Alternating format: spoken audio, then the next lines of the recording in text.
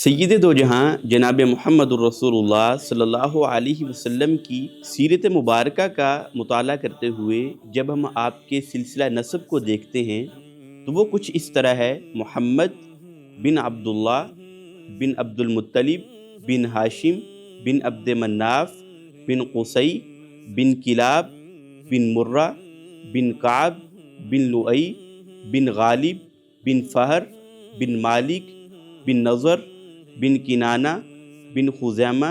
بن مدرکہ بن الیاس بن مضر بن نزار بن معد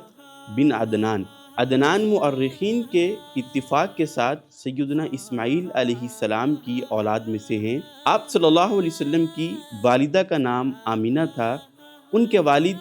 واہب بن عبد مناف بن زہرہ بن کلاب تھے۔ آپ کا تعلق قبیلہ قریش کے ساتھ تھا جو کہ عرب کا سب سے معزز قبیلہ سمجھا جاتا تھا، اور آپ کا تعلق ہاشمی خاندان کے ساتھ تھا۔ آپ کے جو پردادا ہاشم تھے، ان کا اصل نام عمر تھا، اور ان کو ہاشم اس لیے کہا جانے لگا کہ یہ بیت اللہ کے حاجیوں کو روٹی توڑ توڑ کر